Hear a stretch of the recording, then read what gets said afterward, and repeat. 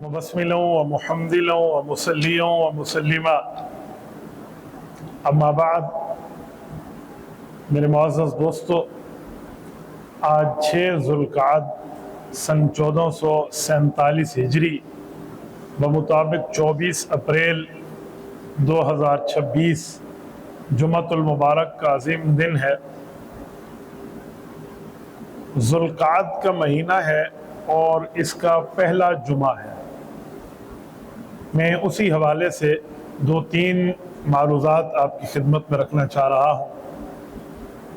सबसे पहली और बुनियादी बात कि ज़ुल्क़ादा का जो महीना है ये इस्लामी एतबार से 11वें नंबर का है। जैसे हम नवंबर के बाद दिसंबर समझते हैं तो ये ज़ुल्क़ाद के बाद ज़ुल्हिज है, मुहर्रम में नया इस्लामी साल है, तो ये 11वें नंबर का महीना है। इस्लामी महीनों का जो नाम है उनमें ज़ुल्क़ादा नाम का मतलब बनता है बैठने वाला महीना। तो क्या इस महीने में खड़ा होना जायज़ नहीं है? तो खड़ा होना तो जायज़ है, तो फिर इसको बैठने वाला महीना क्यों कहते हैं? तो इसका जवाब है कि इस्लाम में और इस्लाम के नाज़िल होने से पहले शरीयतों में 4 महीने ऐसे थे जिसमें इब्तदाई तौर पर जंग करना मना था। एक महीना ज़ुल्क़ाद यही पहला था, दूसरा ज़ुल्हिज था, तीसरा मुहर्रम था और फिर चौथा महीना जो था वो रजब का था। तो इसीलिए इसको ज़ुल्क़ादा कहते थे कि बैठने वाला महीना, यानी इब्तिदान इसमें जंग नहीं करनी, ये मना था, इसीलिए इसको ज़ुल्क़ाद कहते हैं। हमारे यहाँ आज ये हाल है कि हमें शमसी लिहाज से महीने तो याद होते हैं जनवरी से लेकर दिसंबर तक, लेकिन इस्लामी लिहाज से महीना बताना पड़ता है, पूछना पड़ता है। खुसूसन हमारे यहाँ कॉलेज यूनिवर्सिटी के जो हमारे साथी हैं ना, यहाँ पर इन्हें बता दिया जाए ना कि रबी उस्तानी चल रहा है तो उनके लिए मुश्किल पड़ जाती है कि रबी उस्तानी कहते कैसे हैं? जून में आता है? अच्छा मई में आता है? नहीं, वो सितंबर में आता है। यानी उन्हें ये भी नहीं पता कि ये किसी महीने के अंदर आता है, ये वैसी तरतीब पे आ रहा होता है। तो ये याद रखना बड़ा ज़रूरी है। नबी पाक सल्लल्लाहु अलैहि वसल्लम जब दुनिया से रुखसत हुए तो हज़रत उमर रज़ी अल्लाह अन्हु का जब दौर था ना, तो उन्होंने इस्लामी महीनों की इब्तिदा जो की है वो हिजरी से की है कि नबी अलैहिस्सलाम की हिजरत किस साल हुई है। तो रसूलुल्लाह सल्लल्लाहु अलैहि वसल्लम की हिजरत उस वक्त साल हुई जिस वक्त नबी अलैहिस्सलाम की उम्र 53 साल है, तो उसको पहली हिजरी कह दिया जाता है।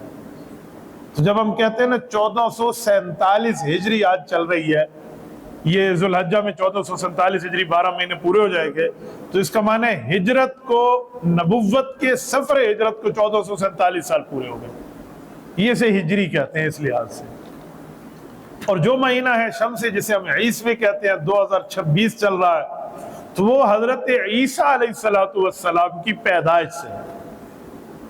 वो ईसा अलैहिस्सलाम की पैदाइश है। तो ये 1447 हिजरी ये नबी अलैहिस्सलाम की हिजरत के महीनों के एतबार से सन बना आज का, और 2026 ये हजरत ईसा अलैहिस्सलाम की विलादत से बना। तो आप खुद अंदाजा लगा लें कि हुजूर पाक सल्लल्लाहु अलैहि वसल्लम और हजरत ईसा में कितना फासला बन रहा है। हजरत रसूलुल्लाह सल्लल्लाहु अलैहि वसल्लम की हिजरत से इस महीनों को रखा गया, तो ये महीने याद करने चाहिए। मैं दोहराए देता हूँ, आप यहाँ से याद कर लें आपकी मर्जी, रिकॉर्डिंग से याद कर लें आपकी मर्जी, लेकिन होने चाहिए। मुहर्रम से शुरू है और ज़ुल्हिज्जा पे ख़त्म है।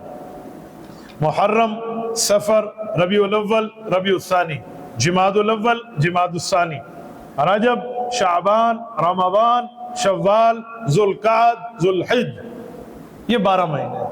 ये बंदे को याद होनी चाहिए। जनवरी फरवरी तो इन दिनों में बदल जाएगा कि पता नहीं किस महीने में ज़ुल्क़ाद आ रहा है, ये नहीं बदलेंगे, ये इसी तरतीब पे। ये महीने आपको याद हुए तो एक तो नबूवत की, इस्लामी साल की, हिजरत की तरतीब याद होगी। दूसरा, जब आप इस्लाम की हिस्ट्री पढ़ेंगे तो आपको समझ आएगा कि 11 हिजरी में क्या था, 9 हिजरी में क्या था, पहली हिजरी में क्या था। जब कहा जाता है दूसरी हिजरी चल रही थी और रोजे का हुक्म आया, तो बंदा आसानी से हिसाब लगा लेते हैं कि रसूलुल्लाह सल्लल्लाहु अलैहि वसल्लम की उम्र मुबारक 55 साल थी कि अल्लाह ने रोजे का हुक्म उतार दिया। तो आप आसानी से इसको जो है ना समझ सकते हैं। जब कह दिया जाता है कि हुजूर पाक सल्लल्लाहु अलैहि वसल्लम ने उस वक्त हज फरमाया जिस वक्त नबूवत के ऊपर 9 हिजरी का जमाना चल रहा था, तो आप इससे अंदाजा लगा लें। अच्छा, नबी पाक सल्लल्लाहु अलैहि वसल्लम ने जो सारी हज 9 हिजरी नहीं है, 10 हिजरी है, حضور پاک صلی اللہ علیہ وسلم نے جو فتح مکہ فرمایا یہ 8 ہجری تھا، تو آپ سمجھ جائیں حضور پاک کی یکم ہجری جو ہے، پہلی ہجری ہے، عمر 53 سال تھی، تو 8 سال آگے کر لیں تو آپ اندازہ لگا سکتے ہیں کہ رسول اللہ 61 سال کے تھے جب مکہ مکرمہ فتح ہوا۔ تو یہ سن 11 ہجری میں نبوت کا انتقال ہے، حضور پاک صلی اللہ علیہ وسلم دنیا سے رخصت ہوئے 11 ہجری تھا، تو آپ سمجھ جائیں کہ ہجرت کو 11 سال پورے ہو رہے تھے۔ تو 53 میں نبی پاک صلی اللہ علیہ وسلم نے ہجرت کی ہے، اس کے ساتھ 11 ملائیں تو کتنے بنتے ہیں؟ 64 بنتے ہیں۔ 63.5 سال کی عمر ہے جب حضور پاک کا انتقال ہے، 63.5 بھی نہیں ہے، 63 سال 3 ماہ بنتے ہیں، تو اسی لیے اس کو 63 سال شمار کر دیا جاتا ہے قصر حذف کے ساتھ۔ تو آپ کو یاد کرنا آسان ہو جائے گا۔ مسلمہ کذاب سے جنگ کب ہوئی ہے؟ بھئی مسلمہ کذاب سے جو جنگ ہوئی ہے نا، اس وقت سن 12 ہجری کا اینڈ تھا، تو اس کا مطلب ہے حضرت ابوبکر صدیق کا دور تھا کہ 11 ہجری میں حضور دنیا سے رخصت ہوئے۔ تو بڑا آسانی سے بندے کو سمجھ آ جائے گا۔ آپ کچھ بھی کہہ دیں، ہاں جی قادسیہ کی جنگ کب شروع ہوئی ہے؟ اچھا یہ 16 ہجری، اچھا حضرت عمر کا زمانہ تھا کہ 14 ہجری میں حضرت عمر رضی اللہ عنہ کی خلافت شروع ہو گئی ہے۔ تو یہ اندازہ لگانا آپ کے لیے مشکل نہیں ہوگا۔ تو یہ مہینے ہیں، ان مہینوں کی تعداد بھی یاد کر لینی چاہیے، ان کے نام بھی یاد کر لینے چاہیے، اور یہ وہ ماہ ہیں جس کو قرآن کریم نے اپنے الفاظ میں ذکر کیا۔ سورۃ توبہ آیت نمبر 36 رب کریم فرماتے ہیں ان عدت الشہور عند اللہ 12 شہرا، فرمایا رب کریم کے ہاں مہینوں کی جو تعداد ہے وہ 12 مہینے ہیں۔ فی کتاب اللہ، یہ رب کریم کی کتاب میں آپ کو بتایا جا رہا ہے، یعنی اس کتاب سے ایک مراد قرآن کریم بھی ہے اور ایک مراد وہ لوح محفوظ کی تقدیر بھی ہے۔ یوم خلق السماوات والارض، فرمایا 12 مہینوں کی ترتیب اللہ کے ہاں پہلے دن سے ہے جس دن سے زمین اور آسمان کی پیدائش ہوئی۔ منہا اربعۃ حرم، ان میں 4 مہینوں کو مقدس مہینے قرار دیا گیا ہے جس میں جنگ کرنا منع ہے۔ ذالک الدین القیم، یہ رب کریم کی طرف سے سیدھا اور واضح دین ہے۔ فلا تظلموا فیہن انفسکم، ان مہینوں میں تو کم از کم گناہوں سے رک جاؤ، ان مہینوں میں تو اپنی جانوں پہ ظلم نہ کرو، نافرمانی سے رک جاؤ۔ یہ شکوہ کیا رب کریم نے۔ یہ قرآن کریم میں اللہ تعالیٰ نے 12 مہینوں کی بات فرمائی ہے۔ اب اس آیت کی تشریح جو ہے وہ ہمارے نبی پاک صلی اللہ علیہ وآلہ وسلم نے جو حدیث پاک میں ارشاد فرمائی ہے، میں آپ کے سامنے وہ حدیث پاک صحیح البخاری سے پڑھ دیتا ہوں کہ حضرت رسول اللہ صلی اللہ علیہ وآلہ وسلم نے، صحیح البخاری کی روایت ہے، حضرت نفیع ابن حارث رضی اللہ عنہ، حضرت ابو بکرہ جن کی کنیت ہے، یہ صحابہ 2 الگ الگ ہیں، ایک ہے ابو بکر صدیق، ان کا نام ہے عبداللہ، یہ خلیفہ اول جانشین پیغمبر ہیں، یہ الگ نام ہے، ان کی قوم ہے بنو تمیم۔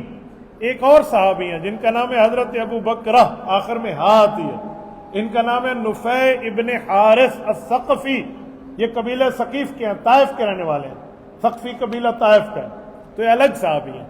حضرت ابو بکرہ نفیع ابن حارث رضی اللہ عنہ حضرت ابو بکر صدیق رضی اللہ عنہ کے کئی سال بعد ایمان لائے، کم از کم ان کے ایمان لانے کا جو ہے نا وہ نبوت کا 13واں سال اور 8 سال آگے شامل کر لیں، 19-20 سال کے بعد جا کر ایمان لائے ہیں حضرت نفیع ابن حارث، حضرت ابو بکرہ۔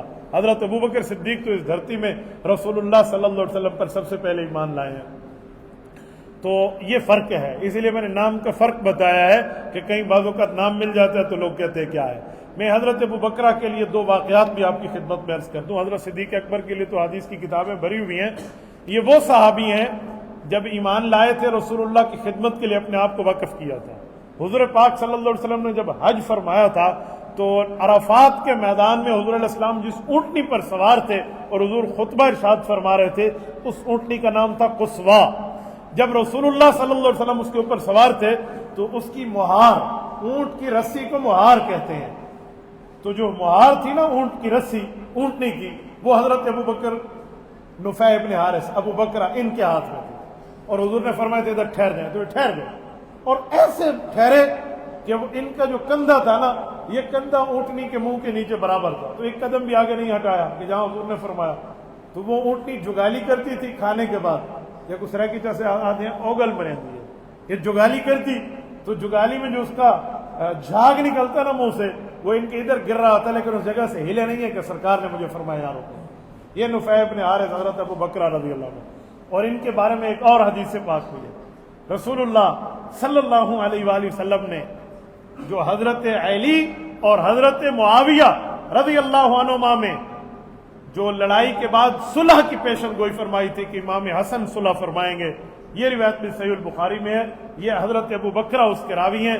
امام حسن رضی اللہ عنہ کے لیے کہتے ہیں کہ میں نے دیکھا حضرت حسن رسول اللہ صلی اللہ علیہ وسلم کی گود میں تھے، حضور پاک علیہ السلام ایک مرتبہ حضرت حسن کو دیکھتے اور ایک مرتبہ لوگوں کو دیکھتے، اور حضور پاک علیہ السلام ارشاد فرماتے ان ابنی ھذا سید، فرمایا میرا یہ حسن بیٹا سردار ہے، فلعل اللہ ان یصلح بہ بین فئتین عظیمتین من المسلمین، فرمایا ایک وقت آئے گا کہ اگر خون کی ندیاں بھی بہہ گئی نا تو دو مسلمان گروہوں میں صلح اور امن کا پیغام لے کر یہ شخص صلح کرائے گا۔ اور جب حضرت حسن کی صلح کے لیے حضرت حسن سے بات ہوئی تھی نا اور حضرت معاویہ کو پتہ چلا تو انہوں نے سفید کاغذ بھجوایا تھا کہ بھتیجے اس پر جو شرطیں لکھنی ہیں آپ لکھ لیں، ہماری طرف سے آپ کل آتے تو کل صلح تھی، آج آئے ہیں تو آج۔ یہ صلح حسن ہے۔ پر افسوس یہ ہے لوگ لڑائی کو یاد کرتے ہیں، صلح کو یاد نہیں کرتے۔ جس لڑائی کے بعد صلح ہو جائے تو اس کو لڑائی کو تو یاد نہیں کرنا چاہیے۔ حضرت موسیٰ علیہ السلام اور حضرت ہارون دو پیغمبر ہیں، ان میں ایک مسئلے پر تھوڑا سا اختلاف ہوا، اتنا اختلاف ہے کہ قرآن کریم کی آیت پڑھنے لگا ہوں۔ میں آیت اسی لیے کہہ رہا ہوں کہ آپ کوئی تاریخ کی بات نہ سمجھنا۔ حضرت ہارون کو کہنا پڑا یا ابن امہ لا تأخذ بلحیتی ولا براسی، میرے بھائی ہم ایک بھائی سے پیدا ہوئے ہیں، ایک ماں سے پیدا ہوئے ہیں، میری داڑھی اور میرے سر کے بالوں کو نہ پکڑے، اس میں میری غلطی نہیں ہے۔ معاملہ تھا۔ پھر اس کے بعد دونوں بھائی ایک ہو گئے ہیں۔ موسیٰ علیہ السلام اور ہارون علیہ السلام کے بارے میں ہم کو ایک جملہ منہ سے غلط نکالیں، ایمان اور نکاح تو گیا نا۔ جب ان دو نبیوں میں اختلاف ہے، پھر بھائی چارہ ہے، ایسے دو صحابہ ہیں حضرت علی اور حضرت معاویہ، اختلاف ہے، لڑائی ہے، پھر صلح ہے، تو یہاں پر لڑائی کو یاد رکھا جاتا ہے، صلح کیوں بھول جاتی ہے؟ یہاں صلح کیوں بھول جاتی ہے؟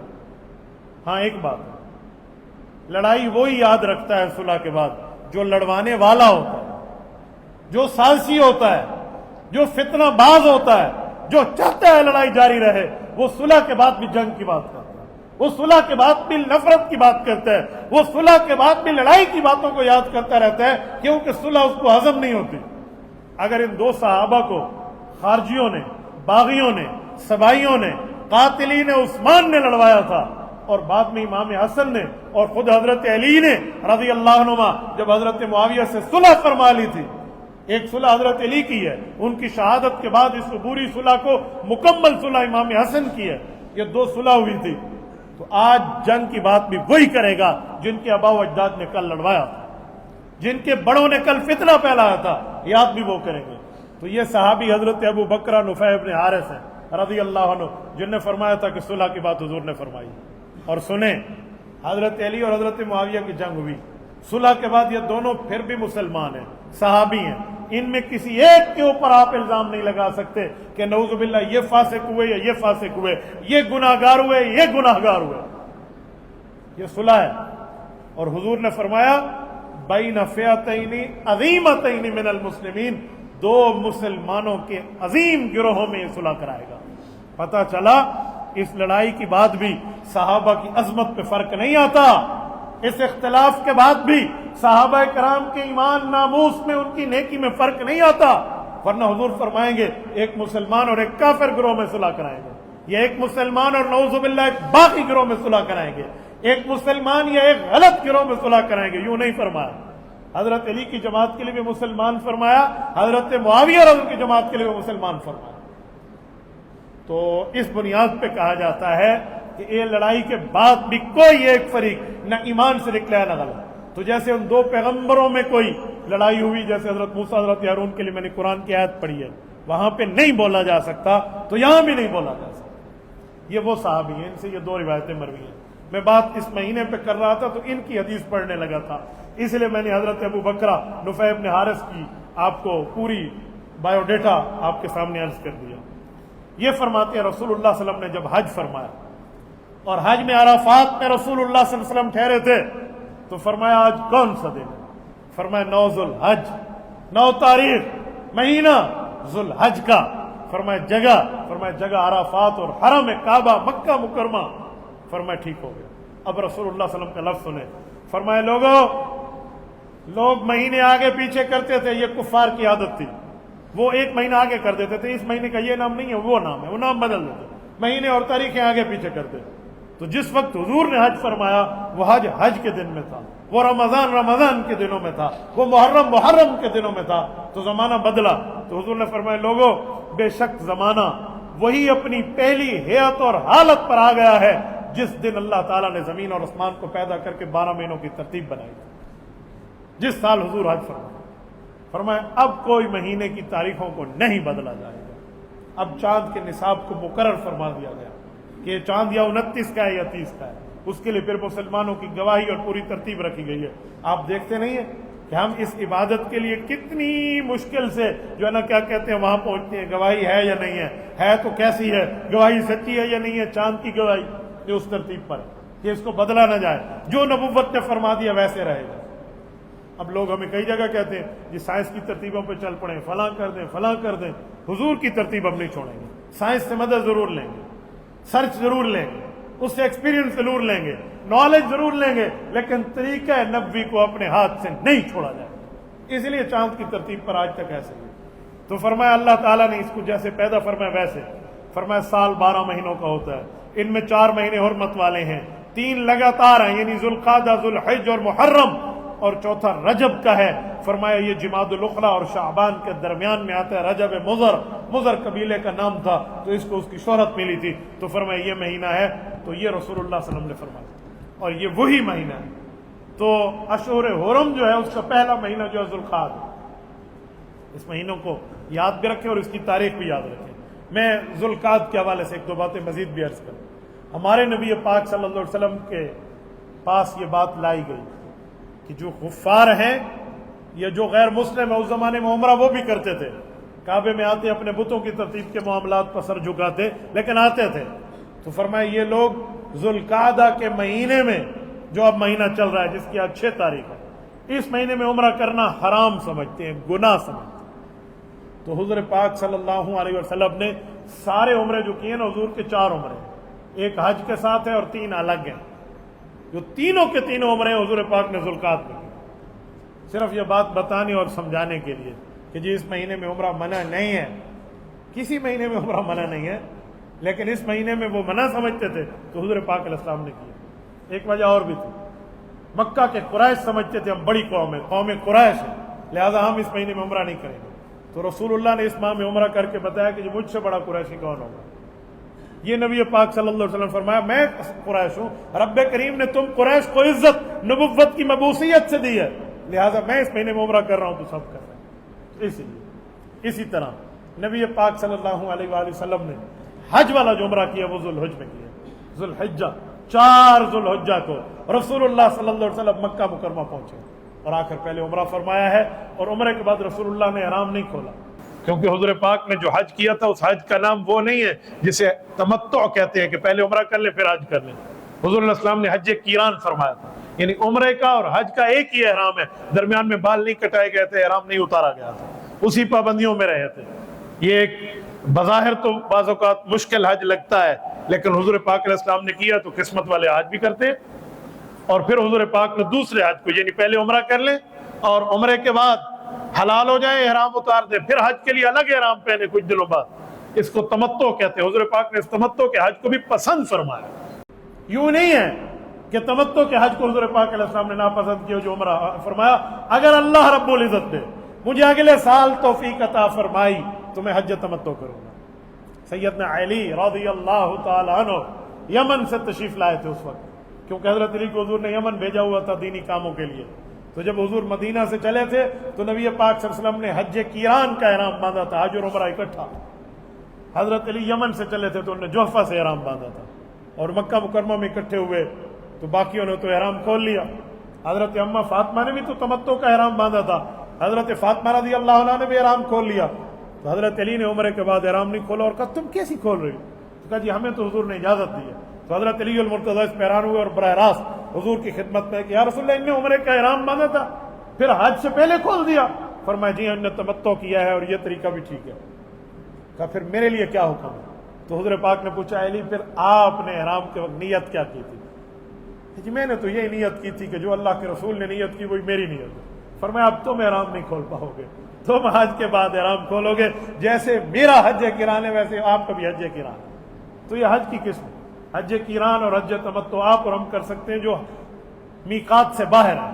تیسرا حج ہے حج افراد, یہ صرف حج کیا جاتا ہے, یہ مکہ سٹی کے لوگوں کے لیے, کیونکہ وہ میقات کے اندر ہی رہتے ہیں. فی الحال آپ کو نہ میقات سمجھ آئے گا, نہ تمتع اور نہ افراد اور نہ قران, ابھی آپ کا سفر نہیں ہوا. میں اس جمعہ کے مقدس اجتماع میں دعا گو ہوں آپ سب کے لیے, آپ کی فیملیز کے لیے. اللہ رب العزت آپ سب کو اور ہم سب کو اپنی فیملی کے ساتھ مقبول اور مبرور حج اور عمرے کی توفیق عطا فرمائے. اس کے لیے جتنی رکاوٹیں اللہ تعالیٰ رکاوٹوں کو دور فرمائے. آپ جس دن حج کے لیے احرام باندھیں گے نا, اس دن آپ اپنے دل سے پوچھنا کہ کیا ہے آپ. یہ ایسی کیفیات ہیں, یہ ایسی چیزیں ہیں جس کے لیے الفاظ نہیں ہیں. یہ ذائقہ ہے, اس کو چکھا جاتا ہے. یہ چکھنے سے تعلق رکھتا ہے, بتانے سے تعلق نہیں رکھتا. میں آپ کے سامنے آم بھی رکھ لوں اور چینی بھی رکھ لوں اور میں کہوں ان دونوں کے مٹھاس کا ڈفرنٹ اور فرق مجھے بتاؤ, کیا ڈفرنس ہے؟ آپ الفاظ میں بیان نہیں کرتے. اس کے لیے دونوں کو کھانا اور چکھنا ضروری ہوگا. ایک شخص نے عمرہ نہ کیا ہو یا عمرہ کیا اور حج نہ کیا ہو, وہ فرق نہیں بتا سکتا جب تک وہ کر لے. ہاں, جس دن اللہ رب العزت توفیق عطا فرمائے پھر آپ مجھے بتانا کہ حج کہتے کسے. پیدل حج ہے حرم کعبہ سے عرفات, عرفات سے دوبارہ حرم کعبہ, یہ پیدل حج ہے. ہر ایک قدم پہ, میں نے پچھلے جو میں عرض کیا تھا, یاد ہے کتنی نے کی ہے؟ بولیے بولیے, 7 کروڑ ایک قدم پہ. کتنے بڑی بات ہوگی. انسان کے گناہ 2 قسم کے ہوتے ہیں. کچھ گناہ وہ ہیں معافی مانگیں تو معافی مل جاتی ہے, اور کچھ گناہ مہلک ہوتے ہیں. رب چاہے معافی دے دے, لیکن بعض اوقات اس کا اثر انسان کی دنیا میں نظر آتا ہے کہ انسان تباہ و برباد ہو جاتا ہے. مہلک گناہ ہوتے ہیں, ان میں ماں باپ کی نافرمانی بھی ہے, زنا بھی ہے, شراب بھی ہے, ایسے بڑے بڑے گناہ جن کو مہلک کہا گیا ہے, ہلاک کرنے والے گناہ. جب شیطان کو کنکر مارا جاتا ہے, ایک کنکری پہ ایک مہلک گناہ بندے کا ختم ہوتا ہے.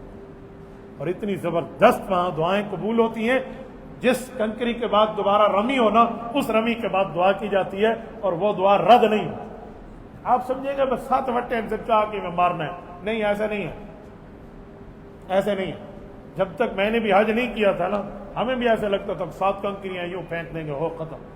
جس دن پہلی کنکری اٹھائی نا احرام میں یوں کنکری پھینکنے کے لیے, پھر دل پہ جو کیفیت آئی اور جان پہ جو رونگٹوں کے بال کھڑے ہوئے, اور پھر اللہ رب العزت اور فرشتوں کی معیت اور نصرت محسوس ہوئی نا, وہ لفظوں میں بیان نہیں ہو سکتی. میں نے حجاج کو دیکھا ہے, وہاں پر ان کی داڑھی سے آنسو گر رہے ہوتے. یہ ابراہیم علیہ السلام کی سنت کی ادائیگی ہے جس کو حضور پاک صلی اللہ علیہ وسلم نے ادا کیا. بہت بڑی بات ہے.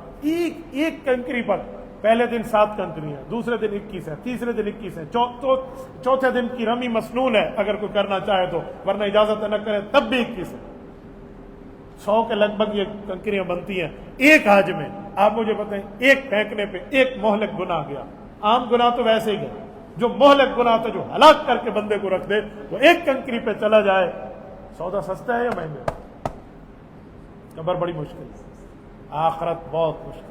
ہاں, امی ابا ساتھ نہیں ہوں گے, بہن بھائی ساتھ نہیں ہوں گے, بیوی ساتھ نہیں ہوگی, بچے ساتھ نہیں ہوں گے, ادھر جو ہے نا کیا کہتے ہیں کوئی ساتھی ساتھ نہیں ہوگا, ادھر انٹرنیٹ میسر نہیں ہوگا, موبائل نہیں ہوگا, وہاں پر لیپ ٹاپ نہیں ہوگا, کوئی کمیونیکیشن کا, کوئی رابطے کا, کوئی تعلق کا, کسی قسم کا کوئی ذریعہ موجود نہیں ہوگا.